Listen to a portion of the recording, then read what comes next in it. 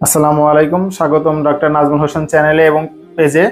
আজকের ভিডিওটা তাদের জন্য যারা চুল পড়া নিয়ে দুশ্চিন্তায় ভুগছেন। অনেক ওষুধ শ্যাম্পু ট্রাই করেছেন কিন্তু সমাধান পাচ্ছেন না। চিন্তার কিছু নেই, হোমিওপ্যাথিতে রয়েছে পার্শ্ব প্রতিক্রিয়ামুক্ত কার্যকরী চিকিৎসা। প্রথমত চলুন আমরা চুল পড়ার কারণগুলো আগে জেনে নেই। কী কী কারণে আমাদের চুল পড়ে। 1 নম্বরে শরীরের দুর্বলতা, 2 নম্বর থাইরয়েড সমস্যা, 3 নম্বর রক্ত স্বল্পতা, 4 নম্বর মানসিক চাপ, 5 নম্বর দুশ্চিন্তা এবং 6 নম্বর অতিরিক্ত কেমিক্যাল ব্যবহার। চুল পড়ার জন্য 5টি জনপ্রিয় হোমিওপ্যাথিক ওষুধ রয়েছে আমাদের। তার মধ্যে প্রথমত ওষুধ আসতে পারে অ্যাসিড ফস। অ্যাসিড ফসের লক্ষণ হলো আপনার মানসিক চাপ, দুশ্চিন্তা থেকে চুল পড়া এবং অতিরিক্ত চিন্তায় যাদের মাথা ভার লাগে। 2 নম্বরে আসতে পারে ন্যাট্রামিউর। ন্যাট্রামিউরের লক্ষণ হলো চুল রুক্ষ হয়ে পড়া, মাথার স্ক্যাল্প ড্রাই বা চিটচিটে, দুঃখ কষ্ট লুকিয়ে রাখেন যারা, এদের ক্ষেত্রে ন্যাট্রামিউর খুব ভালো উপকার দেয়। 3 নম্বরে রয়েছে লাইকোপোডিয়াম। লাইকোপোডিয়ামের লক্ষণ মাথার সামনের দিকে চুল পড়া, গ্যাস ও হজমের সমস্যা থাকলে। 4 নম্বরে রয়েছে ওয়েস বার্ডেন। ওয়েস বার্ডেন সাধারণত আমাদের বাংলাদেশে অতটা অ্যাভেলেবেল পাওয়া যায় না বা এতটা সচরাচর ব্যবহারও হয় না। ওয়েস বার্ডেনের কিছু লক্ষণ হলো নতুন চুল গজানোর জন্য চুল পাতলা হয়ে গেলে এরকম অবস্থায় ওয়েস বার্ডেন ব্যবহার হয়।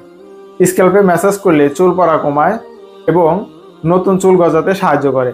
এতক্ষণ বলবো সব ওষুধের নাম বললাম এবং ওষুধের কোন ওষুধ আসতে পারে সেই কথা বললাম। হয়তোবা ভাবতে পারেন যে আমরা সরাসরি এই ওষুধগুলো ফার্মেসি থেকে কিনে এনে খাই। না, এই ভুল কখনো করবেন না। প্রতিবারের মতো এই ভিডিওতেও বলতেছি, আমি ওষুধ বলে দিচ্ছি শুধুমাত্র ডাক্তারদের জন্য, বা আপনারা যদি মনে করেন যে আপনার ভিতরে এরকম লক্ষণ আছে সেক্ষেত্রে আপনারা অতি সহজে হোমিওপ্যাথিক ডাক্তারের কাছে গিয়ে চিকিৎসা নিতে পারেন। আপনার নিকটস্থ কোথাও কোনো হোমিওপ্যাথিক ডাক্তার থাকলে তাদের কাছে গিয়ে চিকিৎসা নেবেন। তারা আপনার সম্পূর্ণ লক্ষণ কেস হিস্টরি বিস্তারিত নিয়ে তারপর যেই ওষুধ আসবে আপনার জন্য সেই ওষুধ সিলেক্ট করবে। আমি যে ওষুধের নাম বললাম এই ওষুধের বাহিরেও আপনার জন্য অন্য কোনো ওষুধ আসতে পারে, সেইটা আপনার টোটালি অফ সিন্ড্রোমের উপর।